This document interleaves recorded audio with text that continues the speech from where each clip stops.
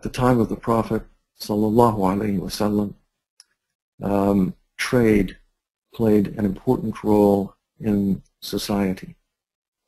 Not only he, but his companions, ridwanullahi alayhim, were engaged in trade. Not local trade, but international trade.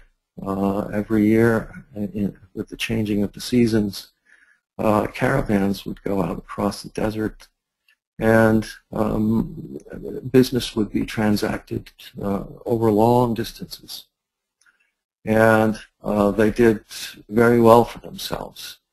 In fact, they did so well that the people they came in contact with in foreign lands, on the islands of Ceylon, for example, out in India, in Malaysia, in the Philippines, as far as China, as far west as Maghreb, Al-Aqsa, to Spain.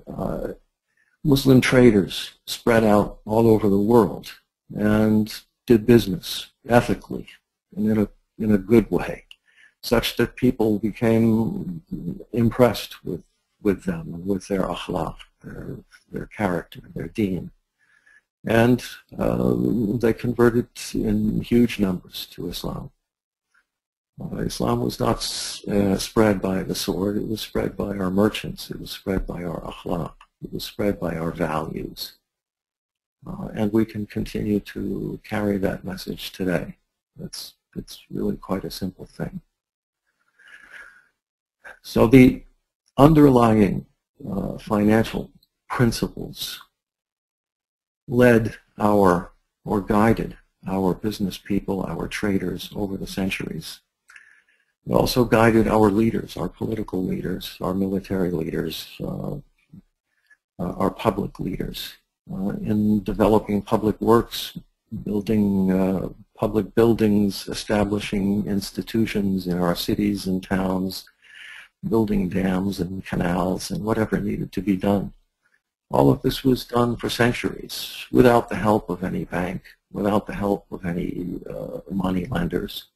This was done through cooperative efforts, through financing that took place as a result of partnerships, where people with expertise joined with people with capital and worked together for a common goal.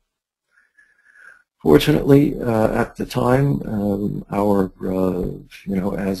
as our people spread out across the world, and as the world,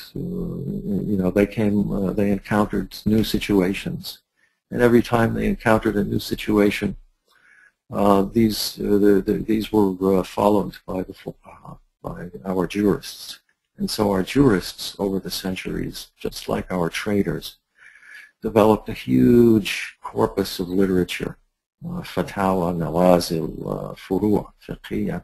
All of these things came about as a result of developments in the world. Our Sharia has within it an inbuilt dynamic, which is called al-ijtihad. And by means of this inner dynamic, ijtihad, our fiqh kept up with the developments in the world. And that continues to be the case today.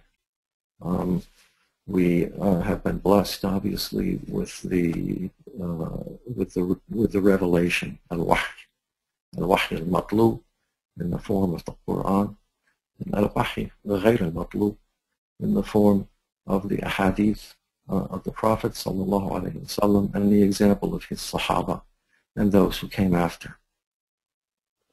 So we have this rich heritage from which to draw when we consider new situations, in the same way that the fuqaha of the 3rd, 4th, 5th, 6th, 7th, 8th, 10th centuries drew from the previous legal literature. We too can do the same. And that's pretty much what's taking place today in modern Islamic finance.